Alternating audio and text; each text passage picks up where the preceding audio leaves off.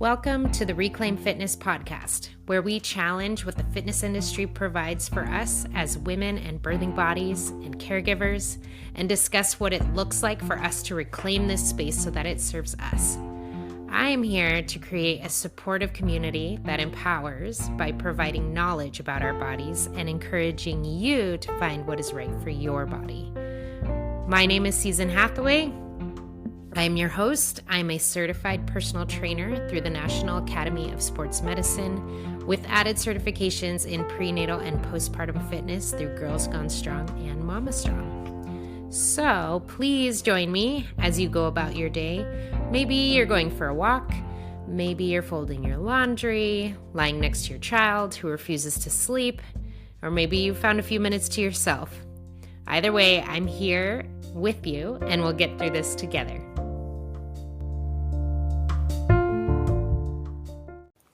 Hello, everyone, and welcome to the podcast. We're here again talking about reclaiming your space.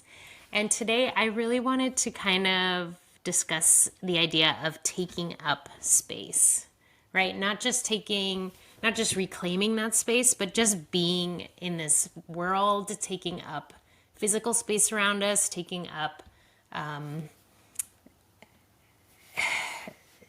being inconvenient to others, essentially. And I touched on this a little last week when I think like mid-podcast, I realized, hey, you know what? I had just assumed that whatever my husband was doing was more important than what I was doing. And I hadn't even thought to ask him to take care of the baby while I was recording the podcast. And I don't know. I just realized that. Just like, wow, you know what? I do that. And I do that quite a bit. And what I end up finding is if I had just asked him for a hand, he's usually willing to give it to me. And I know that's not always true for my partner or for many other people. And so I just wanted to discuss it a little bit and talk about where that thought comes from, why we do those things, and not that I know why, but I just wanted to kind of bring it to the table and see what comes up. And this is a thing I do quite often myself, to be honest. I remember even this, I don't know if it was this past Christmas or the Christmas before. I remember we had stopped in our car at one of those houses that have the lights synchronized with the music, and we just wanted to watch, and I wanted our kids to see through the back window. So we're stopped in front of this house. There wasn't really anyone else on the road. So we were watching, and then this little family came to walk up and watch as well. And immediately my thoughts were, oh, am I in the way? How can I move out of the way? How are they going to be able to see? And honestly, they were on foot. They could have walked just beyond our car and seen just fine. But it was hard for me to enjoy the lights themselves because I was so worried about whether or not we were in the way. And I just remember my partner saying, you're allowed to be here too, you know? And I just realized, like, yeah, you're right. And it just always amazes me how easy it is for my partner to just kind of switch that on and realize that. And I think that's a little bit of a reflection of how our society views different people, right? And how we treat different people. Where throughout his life, he's been able to not necessarily worry about those things. And I think I have most likely been getting signals my whole life that I need to be convenient for other people. I need to go out of my way to help. I need to go out of my way to get out of the way. So it's just very interesting to me that I find myself really not wanting to be inconvenient, not wanting to rock the boat. And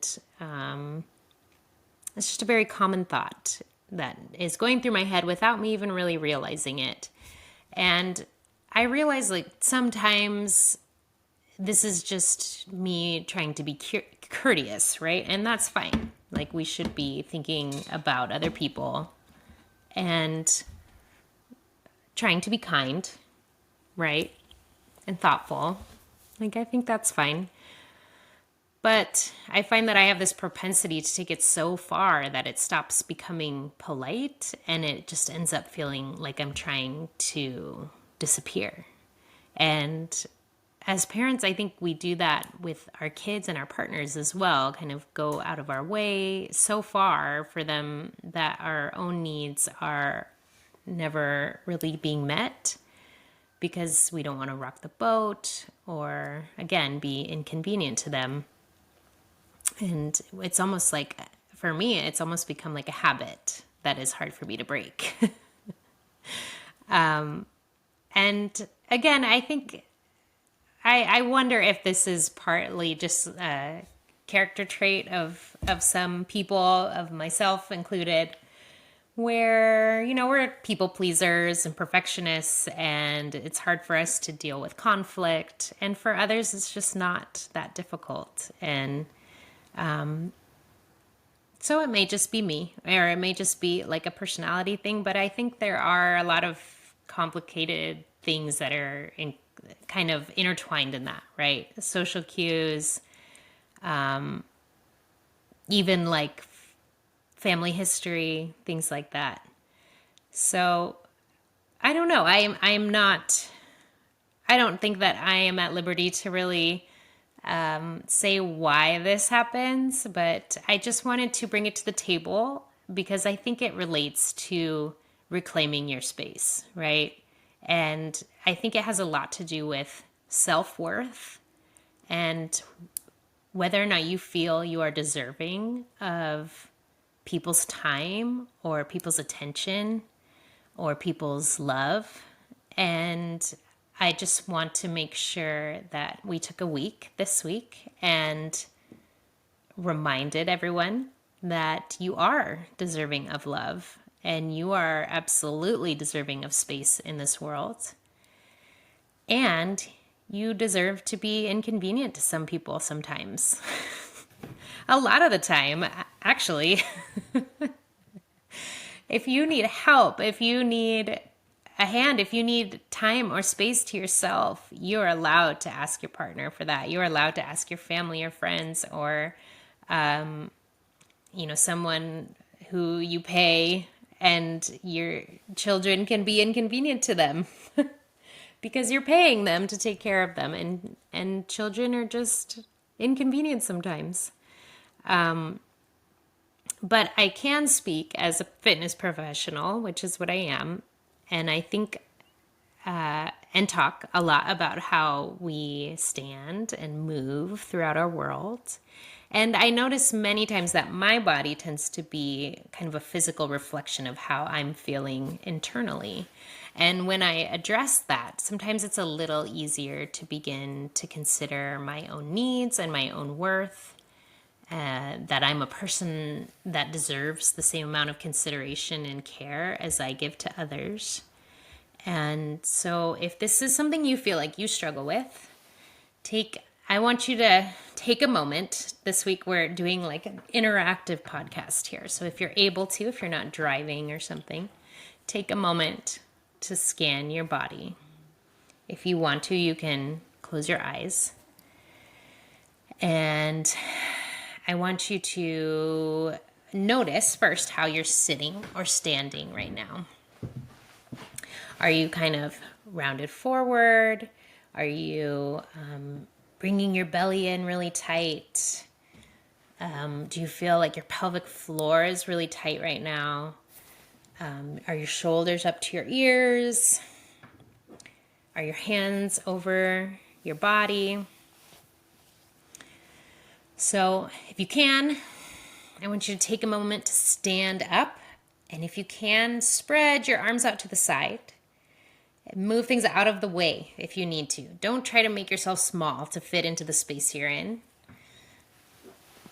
I want you to physically move things out of the way so you can take up space. Now I want you to imagine an energy, and play along with me here. I know this is, this might seem a little woo-woo to some of you, and that's okay, right? We can be a little woo-woo sometimes. I want you to imagine an energy radiating out of your body, You can even envision like a color shining out from your body and expanding out and filling the room. So whatever color you feel like kind of represents how you're feeling right now or who you are, I want you to imagine that expanding outward and taking up the whole room. And now I want you to take a deep breath, and I want you to allow your body to expand with every inhale that you take. I want you to give your belly the space to expand when you inhale. Stretch out your hands, stretch out your fingers, your arms. And now when you take an inhale, I want you to breathe into your ribs. Breathe into the sides of your ribs and let them expand out to the side. Now I want you to imagine you have wings on your back and that they are stretching out and taking up all the space behind you. Whatever kind of wings you want to imagine. Maybe they're the wings, they're big white wings, or they are hawk wings. Be creative. This is your chance, right? This is your chance to be creative. Take a deep breath in. Fill those wings up with air and expand them, stretch them out to the side. Take one more breath. Expand everything out. Take up that space. Move things off to the side.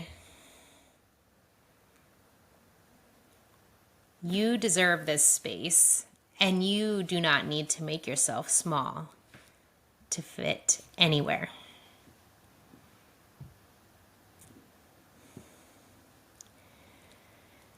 Take one last breath and then open your eyes. Sometimes we make ourselves small so much, it starts to take a physical toll on our bodies. So, try to be big today. Find some movement that allows you to stretch out. Maybe ask your partner to give you some time today and physically make space for yourself.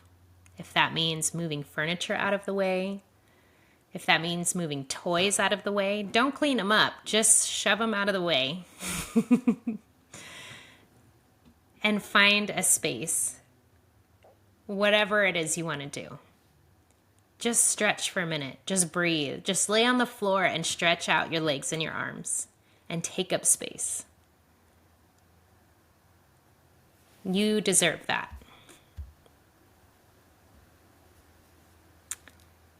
All right. That is all I have for you today. I hope you feel big, and I hope you feel worthy of love and appreciation, because you deserve all of that, and worthy of space. And I just want to remind you before I go, because I forgot to last week, you are already strong. You are already beautiful. And you and your body deserve love. Bye.